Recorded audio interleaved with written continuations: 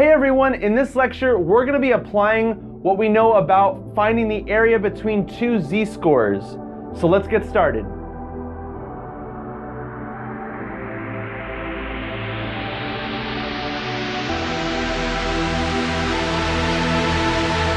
Alright guys, we're going to head over to the computer and work through an example together, so I'll see you there. Alright, just like the last several lectures, the way this is going to work is I'm going to set up the problem, we're going to pause, and then we're going to go over the solution. Now, I'm not going to throw a bunch of words at you, I'm just going to set up the problem as I speak. So here we have the IQ bell curve. Now, in this scenario, I want to find what's the probability that my IQ is between, let's do 84 and 116.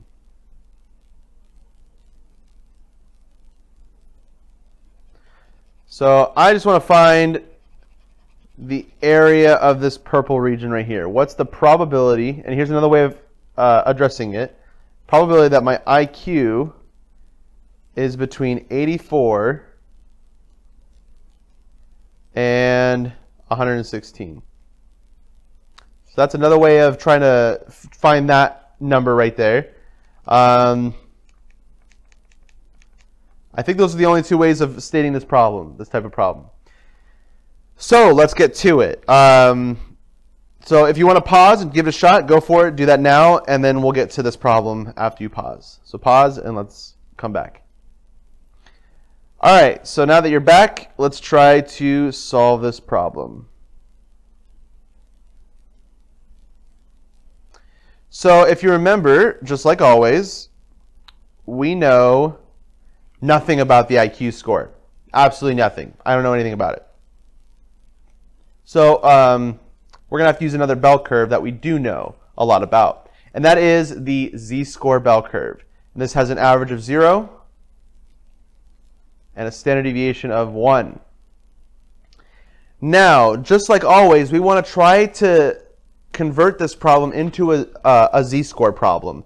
So we want to reshape this bell curve, this IQ bell curve, into our z-score bell curve. So I need to figure out what z-score corresponds to, let's start with 84. And then what z-score corresponds to 116. So we'll call this z1 and z2 because they're different z-scores. Now, the way we do this is we have a formula that can convert from IQ to z-scores, or vice versa. So in this case, z1 is 84 minus 100 divided by 16, which, by the way, if we plug that into our calculator, I believe is exactly -1. But I'm going to round to 2 decimal places anyways, -1.00.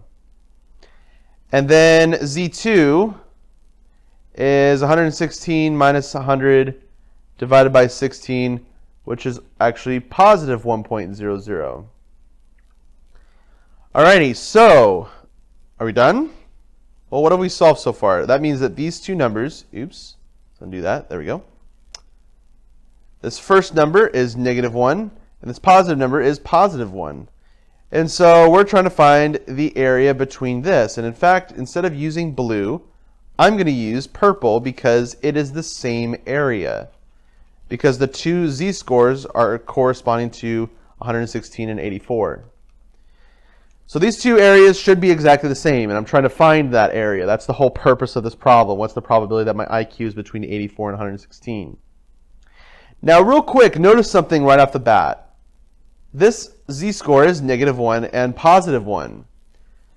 So, I don't know if you've noticed this, but 84 and 116 are 1 standard deviation away from the mean. Now, do you remember the empirical rule? The 68, 95, 99.7 rule? This rule says that if we are 1 standard deviation from the mean, that area is 68%.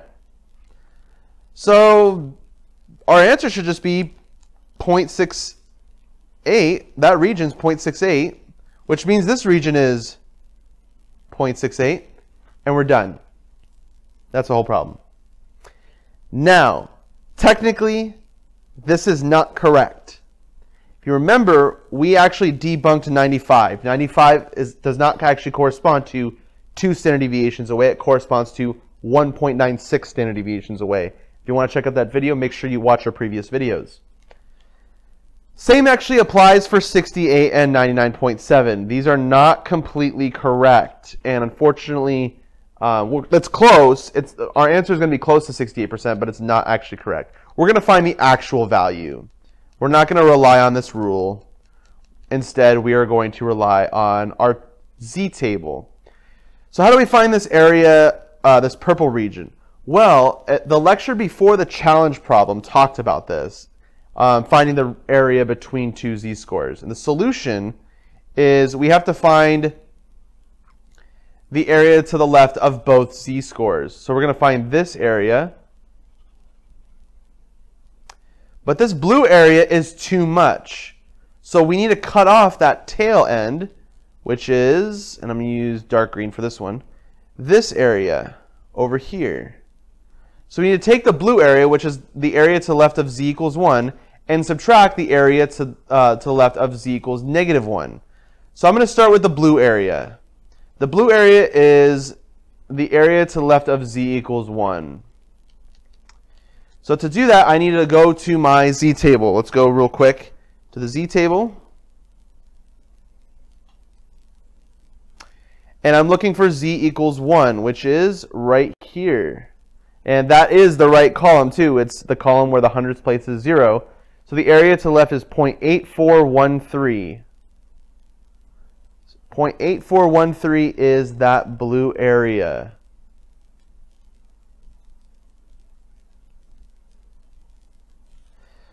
So this blue area is 0.8413. But we're trying to find the area of the purple region. So we need to cut off this tail end, which is the area to the left of, let's use a different color, one that's a little bit more noticeable in darks, like yellow. I'm trying to find this area right here, which is the area to the left of -1.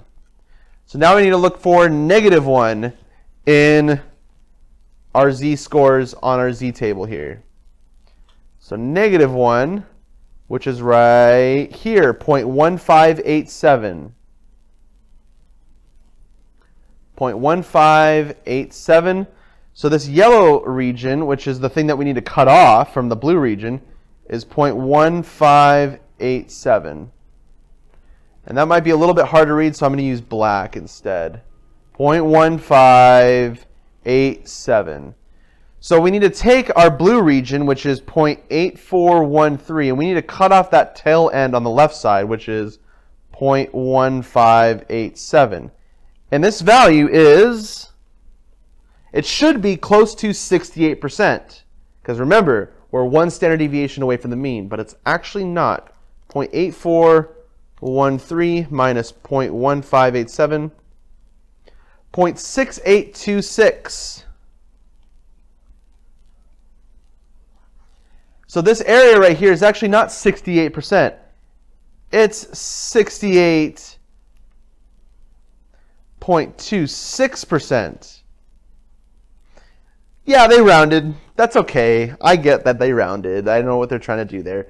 But it's important that we know exactly how they get these numbers. We can actually prove that this 68, 95, 99.7 rule works using this sort of mathematics. So basically, we're building the building blocks that we started with in this class. It's kind of weird to think about. Anyways, thank you guys so much, and I'll see you in the next lecture.